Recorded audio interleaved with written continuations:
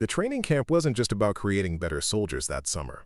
When Johnson Tyler saw those records on the board, he turned to his team and the doctor watching from the corner, grinning with pure ambition. "I'm going to break every single one of these records." He smiled with hunger and determination, unaware of how brutal the training would become and how his life was about to change forever. He had no idea about the soldier watching him with cold, calculating eyes from the shadows. He was oblivious to the fact that his life, the doctor's life, the entire military camp, and American history itself was about to be rewritten from scratch. Before we begin this incredible story of transformation, courage, and the bonds forged in the crucible of military training, tell us in the comments, where in the world are you watching from today?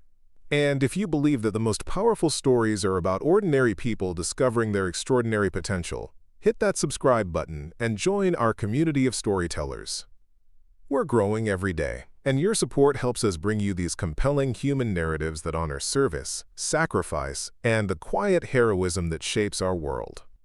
Now, let's dive into a story that will change how you think about strength, leadership, and what it truly means to serve something greater than yourself. Fort Braxton's morning air was thick with Carolina humidity as 22 recruits faced the infamous record board. Johnson Tyler, 22 years old, with the confidence of someone who'd never truly failed, adjusted his cap and studied the numbers that had broken more dreams than drill sergeants ever could. "Gentlemen," barked Instructor Williams, "these records have stood for 15 years. Obstacle course, 8 minutes, 23 seconds. Mile run, 4:41.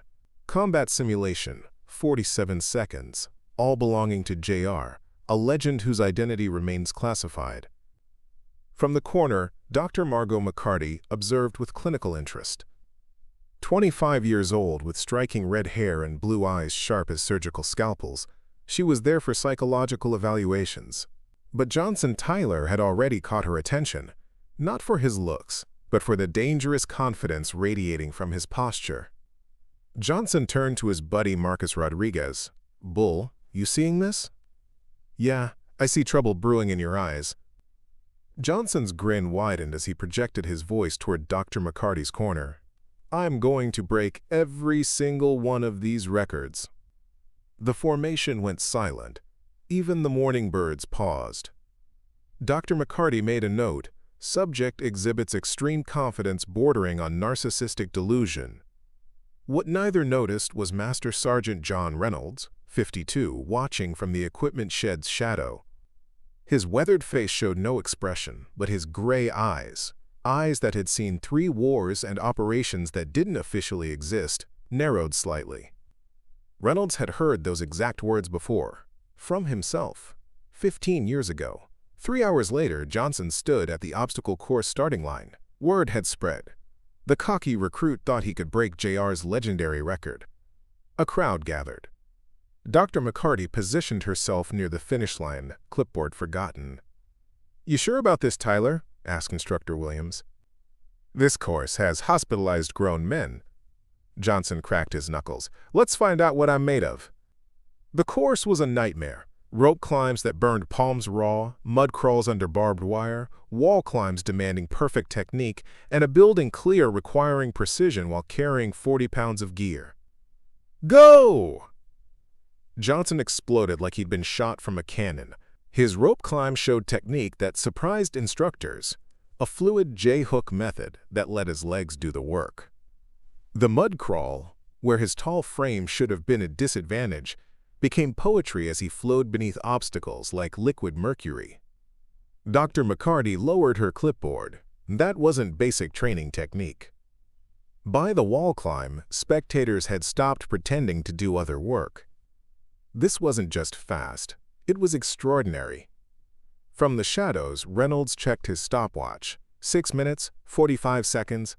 The kid was actually going to do it. Johnson hit the final obstacle, the building clear with explosive energy. He flowed through the structure like he'd memorized the blueprint. Target acquisition was flawless. 3 shots, 3 kills. His extraction showed tactical awareness that shouldn't exist in a fresh recruit. The stopwatch clicked. 7 minutes, 58 seconds. The crowd erupted. Johnson Tyler had shattered a 15-year record by 25 seconds.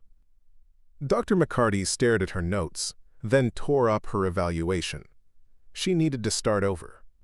In the shadows, Master Sergeant Reynolds smiled for the first time in 3 years.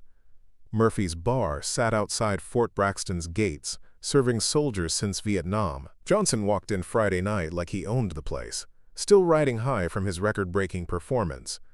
"Drinks are on me," he announced. "The king has arrived." That's when he saw her. Dr. Margot McCarty sat alone at a corner table, out of uniform, but somehow more intimidating, in a simple black dress that managed to be both professional and stunning. "Gentlemen," Johnson announced to his table with liquid confidence, "I'm about to complete the impossible trifecta. First, I broke JR's records. Second, I'll graduate top of class. Third, I'm taking the beautiful doctor on a date." His table erupted in laughter. "Ty, you're drunk," said David Williams, the quiet one they called Ghost. "That's Dr. McCarty. She's got 2 PhDs and makes more in a month than we see in a year." Johnson stood, straightening his shirt. "Boys, confidence is about calculated risks, and I've calculated that I'm irresistible." He approached with swagger, other patrons watching with morbid curiosity. "Dr. McCarty, I'm Johnson Tyler. I was hoping to buy you a drink and maybe get to know the woman behind the brilliant evaluations." Margot looked up, studying him with clinical intensity. "Mr. Tyler, the record breaker. Guilty as charged, though I prefer a man who sets new standards." "Interesting," she sipped her wine. "Tell me, what makes you think I'd be interested in someone barely old enough to rent a car?" The words hit like a slap. Johnson's confidence wavered. "Age is just a number, Doc. What matters is maturity, intelligence." Margot laughed. "Clinical, not cruel. Mr. Tyler, you're 22. You broke some training records. Impressive for a recruit, but hardly unprecedented. You have no real-world experience, no proven track record under pressure, and based on your psychological profile, the emotional maturity of someone who's never faced genuine adversity." She leaned forward. "You're not ready for someone like me. Maybe in a few years, after life teaches you humility, we can revisit this conversation." Johnson felt heat rise in his cheeks. "With respect, Doc, I think you're underestimating me." "No, Mr. Tyler, you're overestimating yourself. The gap between 22 and 25 isn't 3 years. It's the difference between thinking you know everything and actually knowing something." She returned to her journal, a clear dismissal. As Johnson walked back, trying to maintain dignity while friends tried not to laugh, he didn't notice Reynolds at the bar, nursing whiskey and watching the exchange with recognition. Someone else who'd thought he could conquer the world at 22. Someone who'd learned the world conquers back. Monday morning arrived like artillery. Johnson stood in formation when Instructor Williams stepped forward with an announcement that would change everything. "Gentlemen, meet the man behind those legendary records. Master Sergeant John Reynolds will be taking over advanced tactical training." Johnson felt ice settle in his stomach. Sergeant Reynolds has served in classified operations across 3 continents, holds more commendations than most of you have brain cells, and holds every single record on our board. Reynolds stepped from the shadows, and Johnson felt the world shift. This was the man from the bar, the man whose records he'd boasted about breaking. "Gentlemen," Reynolds spoke with quiet authority, "training just got interesting." His eyes found Johnson's, no anger, no mockery, just steady assessment. "Tyler, front and center." Johnson forced himself forward, feeling 20 pairs of eyes. "You wanted to break my records. Congratulations on 758. Very impressive." Johnson waited for humiliation that never came. Reynolds stepped closer, lowering his voice. "My record was 823 because I was carrying fractured ribs and hadn't slept in 36 hours. I was 28 with 6 years special ops training." Johnson's eyes widened. "You did it at 22, fresh with civilian training. That tells me something important." Reynolds addressed the formation. "Over 4 weeks, we'll discover what each of you is made of. Some will exceed every expectation. Others will learn desire and ability are different things." His gaze returned to Johnson. "A few might discover that breaking records is easy. Living up to them separates soldiers from legends. As formation dismissed, Dr. McCarty approached. "Interesting development, Mr. Tyler. How does it feel learning your greatest achievement was accomplished by a man fighting through conditions you've never imagined?" Johnson looked at her, then at Reynolds walking away. For the first time in his life, he had no clever comeback. "I don't know, Doc. I honestly don't know." Margot made a note. For the first time since meeting Johnson Tyler, she was genuinely intrigued. The next 3 weeks redefined Johnson's understanding of difficult. Reynolds didn't just train them, he dissected them. Every weakness, shortcut, moment of self-doubt was identified and exploited with surgical precision. The obstacle course became daily nightmare. Reynolds added complications: carry a wounded teammate, navigate in darkness, complete under simulated fire. Each variation revealed complexity that made Johnson's record seem like warm-up. The difference between training and combat, Reynolds explained during a brutal session, is that training prepares you for worst-case scenarios. Combat shows you didn't imagine worst-case correctly. Johnson found himself pushed beyond every perceived limit. His body adapted, grew stronger. More importantly, his mind changed. Cocky confidence cracked, replaced by genuine competence backed by hard-won experience. Dr. McCarty observed this transformation with fascination. Her evaluations showed a young man shedding adolescent arrogance, developing mental toughness that couldn't be taught, only forged through adversity. During week 3, after grueling urban warfare simulation, Johnson approached her station without his usual swagger. "Doc, can I ask something?" The young man before her bore little resemblance to the cocky recruit from the bar, leaner, harder, with eyes that looked older. "You may ask." "How did you know? That night, how did you know I wasn't ready?" Margot considered carefully. Confidence and competence are different things. You had confidence in abundance, built on limited experience. Real competence comes from being tested, failing, adapting, trying again. She gestured toward training grounds where Reynolds prepared the next exercise. Sergeant Reynolds didn't just set records because he was gifted. He set them because he'd been broken and rebuilt so many times he understood something most never learn. Which is that the only opponent that really matters is who you were yesterday. Johnson absorbed this, nodding slowly. "And now?" Margot allowed a small smile. "Now you're becoming someone interesting." Week 4 brought final evaluation.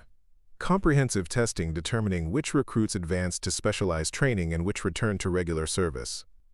But this wasn't ordinary testing. Reynolds designed something pushing every recruit beyond breaking points while evaluating not just physical capabilities but character, judgment, and function under extreme stress. The scenario: hostage rescue simulation in mock urban environment. Teams of 3 would navigate hostile territory, locate civilians, eliminate combatants. The catch: they faced instructors playing experienced enemy fighters, and failure meant not just elimination but civilian deaths. Johnson found himself with Marcus and David. As they prepared gear, the exercise's weight settled over them. "This isn't like other training," David observed quietly. Marcus checked his weapon repeatedly. "Anyone noticed Dr. McCarty's been extra focused on psych evaluations?" Johnson had noticed. Her questions became more pointed, specific. Less about general fitness. More about decision-making under pressure, moral reasoning, leadership potential. "Whatever this is," Johnson said, adjusting his vest, "we stick together. No heroes, no glory-seeking. Complete the mission, bring everyone home." The words surprised him. A month ago, this would have been about personal achievement. Now team mattered more than individual recognition. The simulation began at 0400 in complete darkness. Johnson's team moved through Mock City with precision impossible weeks earlier. Hand signals, tactical awareness, unit cohesion Reynolds had drilled through increasingly complex exercises. But approaching the first objective, something felt wrong. "Ghost," Johnson whispered. "Movement, second-story window, 3 o'clock." David confirmed. "I see it." But briefing said hostages ground floor. Johnson made a decision that surprised himself. Instead of charging forward, he signaled hold and truly observed their environment.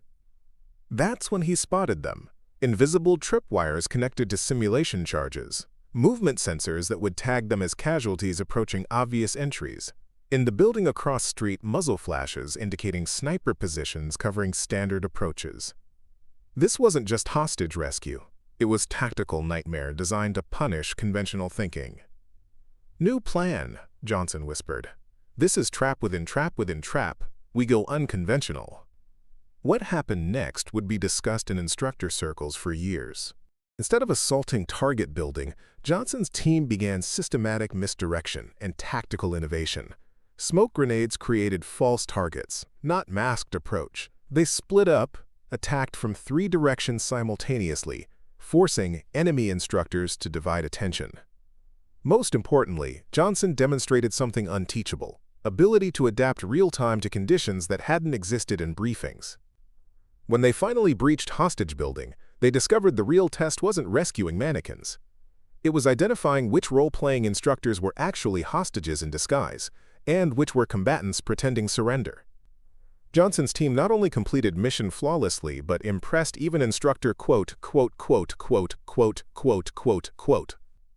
Emerging from simulation, Johnson found Reynolds and Dr. McCarty waiting with unreadable expressions. "Interesting approach, Tyler," Reynolds said. "Care to explain your tactical decision-making?" Johnson thought carefully. "Sergeant, the scenario punished assumptions. Every obvious choice was trapped, so we stopped making obvious choices." Dr. McCarty made notes while asking, "How did you maintain team cohesion while adapting strategy real-time?"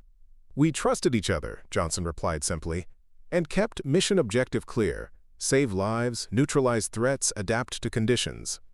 Reynolds and McCarty exchanged an uninterpretable look. "Dismissed. Results posted tomorrow." The truth revealed. That evening, Johnson sat alone cleaning gear, trying to process the month's events. The cocky recruit who'd entered Fort Braxton seemed like a different person. A knock interrupted his thoughts.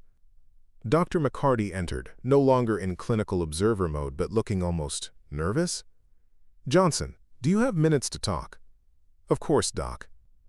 She sat across from him, struggling for words for the first time since he'd known her.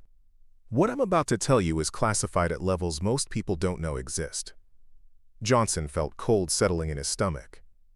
"This training camp, these exercises, this entire program, it wasn't what you thought."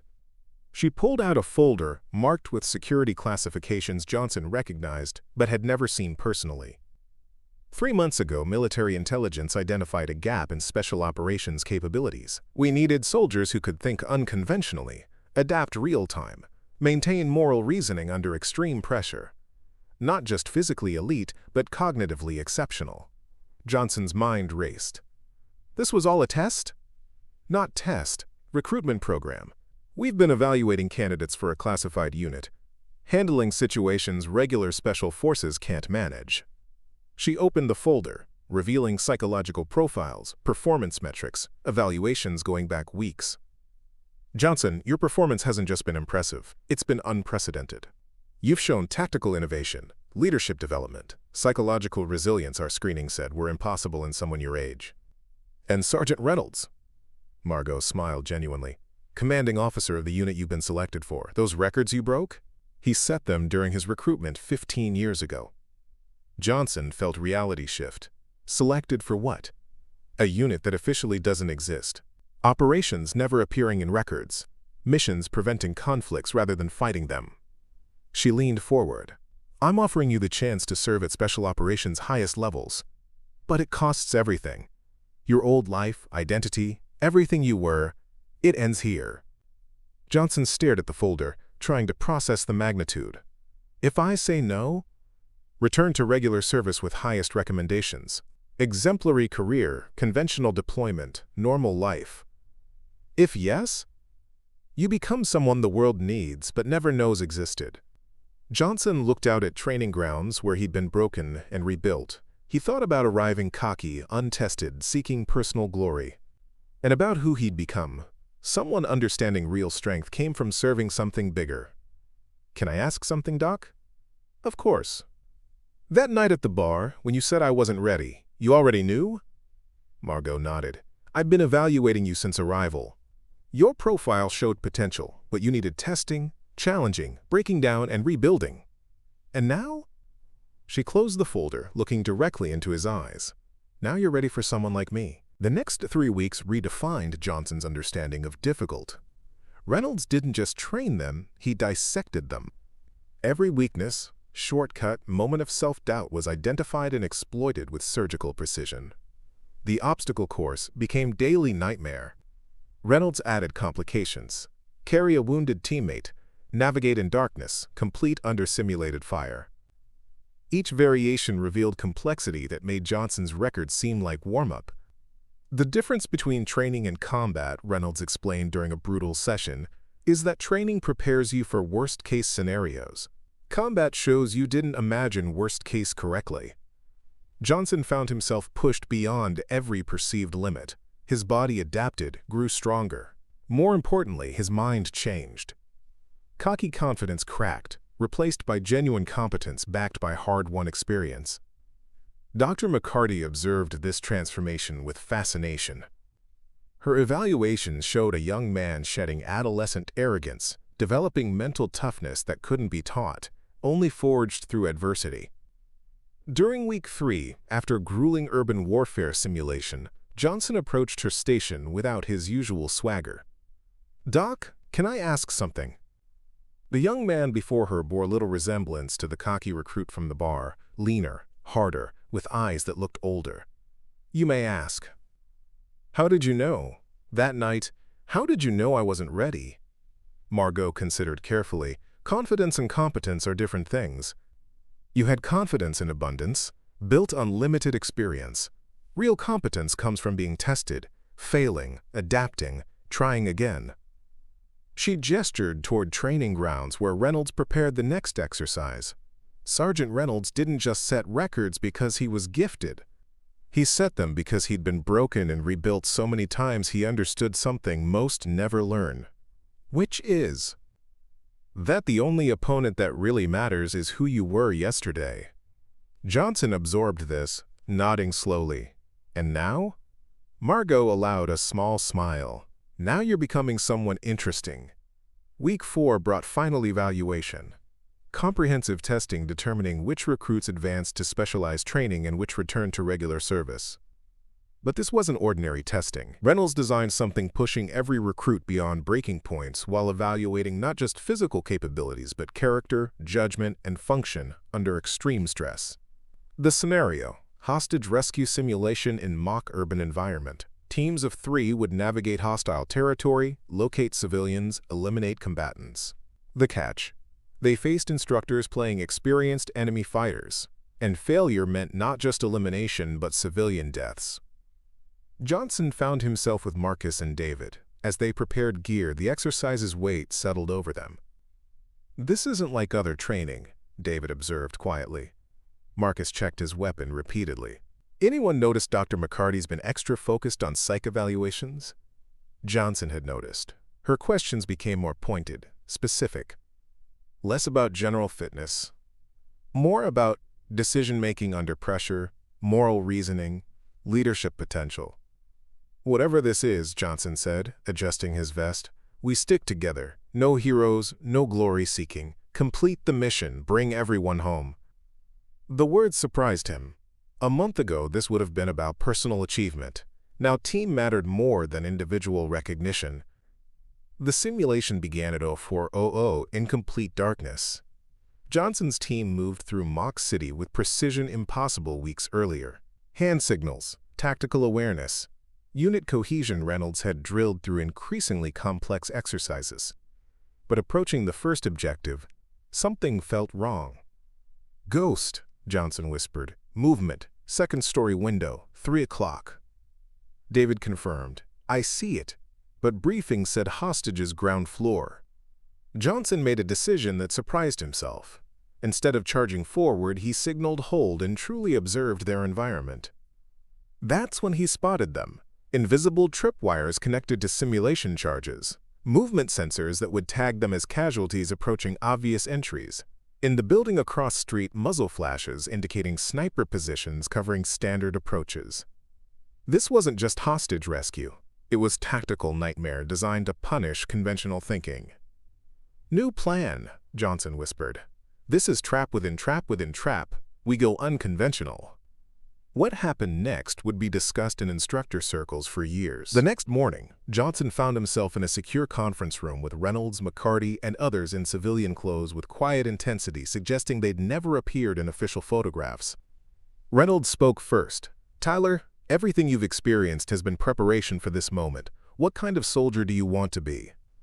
An unnamed woman opened another classified folder. "The unit we're offering operates in gray areas between military action and diplomatic solution. We prevent wars costing thousands of lives. We resolve hostage situations regular forces can't touch. We handle threats most people never hear about because we ensure they never become public knowledge. The work is dangerous," added a combat-scarred man. "Missions are complex. Moral choices never clear-cut. If something goes wrong, the government denies you ever existed." Johnson absorbed this, thinking about everything leading to this moment. "What happened to my team, Marcus, David, the others?" Reynolds smiled slightly. "They're being offered different opportunities based on their strengths. Some join conventional special forces. Others pursue specialized training where they showed aptitude. But you're the only one being offered this particular path," Dr. McCarty added. Johnson looked around at faces holding unimaginable secrets. "If I do this, what happens to Johnson Tyler, the guy who wanted to break records and impress girls?" The unnamed woman answered, "He becomes memory. You'll have new identity, background, capabilities. The person you were stops existing officially." "But," Reynolds added quietly, "the person you become will save lives, prevent conflicts, serve at a level most soldiers only dream about." Johnson thought about his journey from cocky recruit to whatever he was becoming, about lessons learned, growth experienced, the man he'd discovered himself capable of being. One more question. "Dr. McCarty, if I take this assignment, does that mean we could—" Margot interrupted with warm, genuine laughter, completely different from the clinical psychologist he'd first met. "Johnson, if you take this assignment, we'll be working together regularly. I'm the unit psychologist. And yes, I think you've matured enough for us to explore what might develop." She leaned forward with a slight smile. "Though I should warn you, dating within a classified unit comes with unique challenges." Johnson looked around the room one final time, thinking about the choice before him. Normal military career, conventional deployment, predictable life.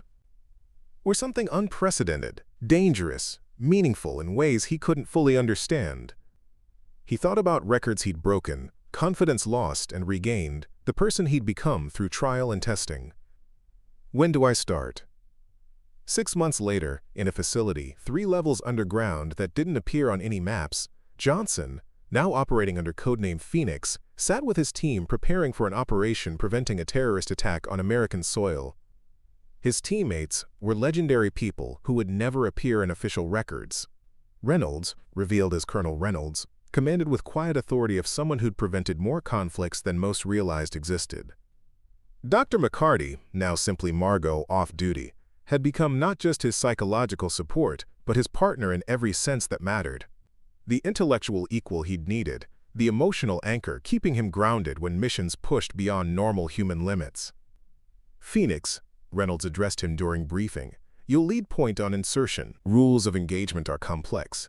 We need them alive for intelligence, but civilian safety is paramount." Johnson nodded, studying tactical overview. 6 months ago, he would have focused on personal performance, individual achievement. Now, his mind automatically moved to team safety, mission success, broader implications of their actions. After briefing, as the team prepared for deployment, Margot pulled him aside. "How are you feeling about this one?" Johnson considered seriously. "Ready. Focused. Maybe a little nervous, which I've learned is good." She smiled. "You've come a long way from the boy who thought he could impress me by breaking obstacle course records. Turns out the real records worth breaking are ones that save lives instead of boosting egos." Margot straightened his tactical vest, gesture both professional and intimate. "For what it's worth, I'm impressed by the man you've become." Johnson looked at her, then at Reynolds conducting final equipment checks, then at the classified mission folder representing work he'd never dreamed existed. "You know what's funny? I came here thinking I wanted to break records and prove I was the best soldier in the world. And now? Johnson smiled. Not the cocky grin of youth, but something deeper, more grounded. Now I know the best soldiers are ones whose names nobody learns. And I'm okay with that. The training camp record board still stood in the same place, bearing the same numbers that had inspired Johnson Tyler's transformation. New recruits stood before it monthly, some with the same cocky confidence Johnson once possessed. But now there was a new addition, a small plaque most recruits never noticed. The greatest victories are those that prevent battles that never need to be fought. The finest soldiers are those whose names are never known, whose actions are never recorded, whose sacrifices are never celebrated. They serve not for glory, but for quiet satisfaction of a world made safer by their dedication. Instructors never explained the plaque's origin. They didn't mention it had been placed by a recruit who'd broken every record on the board, then chosen to disappear into service that mattered more than personal achievement. In his secure facility, Phoenix prepared for another mission that would never appear in history books. Beside him, Margot reviewed psychological profiles of assets they needed to protect. Behind them, Colonel Reynolds planned operations, preventing conflicts most people would never know had been possible. They weren't seeking glory. They weren't building reputations. They weren't breaking records anyone would remember. They were doing something more important, serving a purpose larger than themselves, using abilities discovered through testing that demanded they become more than they'd ever imagined possible. And in quiet moments between missions, when Johnson looked back on the cocky recruit who'd walked into Fort Braxton seeking personal glory, he realized that losing his old identity had been the greatest victory of all. Because the person he'd become was someone worth being. This story was brought to you by Quiet Tales Studio. If you believe in the power of transformation, in the strength that comes from serving something bigger than yourself, and in the heroes whose names we never learn but whose actions shape our world, subscribe to our channel. Where are you watching from today? Tell us in the comments and share a story of someone you know who serves quietly but makes a difference. Until next time, remember, the greatest battles are often won by those who never sought the fight, but answered the call when it mattered most.